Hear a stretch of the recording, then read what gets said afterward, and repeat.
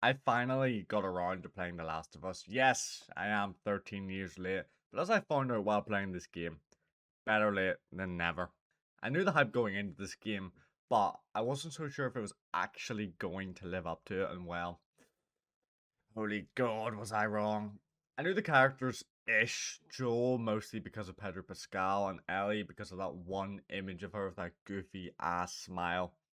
But thankfully, I had somehow managed to go about my sheltered life, avoiding any major spoilers at least. Major spoiler warning for The Last of Us 1, because now I'm obviously going to talk about the actual story. Starting the game, I wasn't really sure what to expect. I knew zombies, or infected, I should probably say, would be involved. And playing the first few minutes as Sarah, I had a fair idea this was going to be a sort of day one of the outbreak section of the game, but by no means did I expect Sarah to get John Marston in the first 20 minutes of the game, considering she was literally the character rather, that I was playing as, and the daughter of who I thought was the face of the game. I was not ready for this to happen. It's probably one of the craziest openings to a game I've ever seen, if not the craziest, and I must say I loved it. Not the brutal slaughter of an innocent child, more the risky but, let's say, quite impactful choice to kill off Sarah. Now, skip 20 years, and we start to see sort of what the world has become since. The QZ, Quarantine Zone for short, Fedra, Fireflies, Joel's relationship with Tess, all did, in my opinion, a really good job of showing how much life has changed in those 20 years of day one of the outbreak. Then we meet Ellie, and the story really starts to kick off. We find out she's been bitten and somehow hasn't been infected. I had no idea what was going on at this point. We have our first proper encounters with the infected. Obviously, we saw them in the cutscenes in the day one, but this is actually meeting them, fighting them, interacting with them, and probably, in my opinion, one of the most horrifying portrayal of quote unquote zombies that I've ever seen in any form of media, really. The noise that those clickers make actually give me PTSD. The amount of times I could hear them in my ear and then just get my neck repeatedly ripped off over and over again. And yeah, then we get the reveal that Tess has been bitten, which I did kind of see coming after that interaction in the room. Like, are we not allowed to get attached to a character for more than half an hour before they get brutally assassinated? It actually felt like there was some Game of Thrones shit going on. Getting PTSD from the Red Wedding. This game is not scared of killing off people that I thought at least were going to be, sort of semi-important characters. One thing that I really loved about this game was how it balanced the infected with the threat of actual human beings. It's so easy for like a zombie game or a zombie show or a movie to entirely focus on the zombies, but throughout the game it actually felt like the people that you meet along the way could be as dangerous, if not even more. And then from here, Joel and Ellie begin their journey properly. We meet characters Bill, Sam, Henry along the way, and I must say, my aim in this game was utter ass. Put me in an FPS game, I am cooking. Put me in this third person shit, and I'm just straight dog water. The different infected variants were horrifying, especially the stalkers. Why the fuck do they hide around corners and whisper in my ear? I hate that shit. But one of the main reasons I was so invested in this game at this point was the characters. Sam and Henry were probably my favourite characters that we met along the way. Joel and Ellie had finally found some good people. Ellie had someone close to her own age to talk to, and well, yeah. Clearly I did not learn my lesson from Tess. Sam gets bitten, turns, Henry's forced to shoot him, and then seconds later does it to himself. What the fuck? I learned pretty quickly at that point that I need to stop getting attached to these characters because in a couple seconds it can all go to absolute shit. We then got to meet Tommy again. God, I missed that guy. Honestly, these were the parts of the game that I loved. The story, when it develops, I'm learning more about the characters. There's more cutscenes, and I get to understand their motivations. Is really where a game gets me and gets me invested. Joel and Ellie have this back and forth. Ellie really opens up about what she's scared of. Joel makes it pretty clear that Ellie is not his daughter. Rough, but extremely good story writing. You can see Joel desperately trying to not get attached to Ellie because obviously what happened with Sarah, RIP. But at this point, it's kind of clear it's going to happen whether or not he wants it to, regardless. The university section, I will say, I found a bit slower, but I did still enjoy it. The scenery was great, the atmosphere was great. Joel gets impaled Rick Grimes style. And Ellie basically becomes a badass for the first time here, saving his life multiple times. And then we sort of transition into the Ellie section, which I found really interesting. It's probably one of those points of the game where some people complain about because it's a bit slower. Is it a bit slower? Yes, but I liked it. Different perspective. For the first time, we're not just playing as Joel.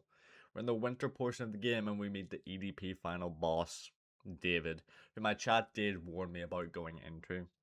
The Ellie versus David boss fight, if you want to call it that, I found was amazing. Probably one of the most satisfying, if not, no, actually, it is the most satisfying part of the game. I don't care if you think it was overkill, he deserved everything that he got. But him hunting me down in that room was terrifying. I swear to God, there were certain sections that he was just disappearing. The music in the background, yeah, I do not want to play that bit of the game again. And then Joel finally gets to Ellie, and at this point you realize that these two actually care about each other now.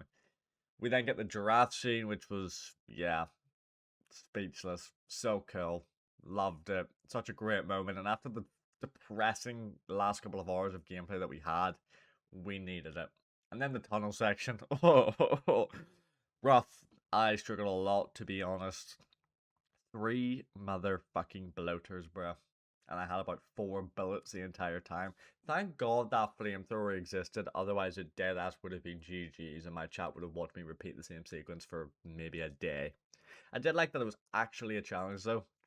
Couldn't just speed run through the final infected section of the game like it was nothing. It took me a while, but it was satisfying when I completed it. Then Ellie nearly drowns. I immediately get knocked out trying to revive her.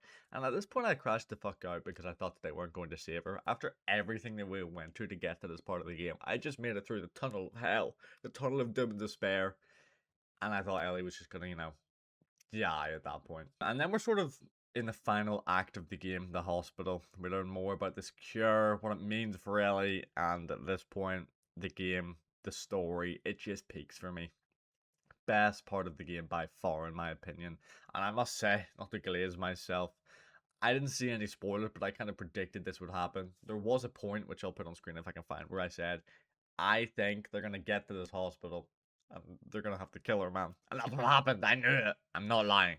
I feel like the Fireflies are going to want to do some fucked up shit, though. I think we're going to get there. I feel like I've been here before, but I haven't. We're going to get there and they're going to be like, yeah, we're going to have to, like, cut her up, take all her organs out, examine her blood, just to be able to, like, find a cure to this thing. And I don't want that to happen to her, man. Anyway, now that I'm done glazing myself, this session was mental. I finally got to use an actual AR. Even if my recoil control, let's just say, left a lot to be desired. But yeah, we realized Ellie needed to die for even a chance of creating this cure. Immediately I said, kill them all. And that's exactly what Joel did.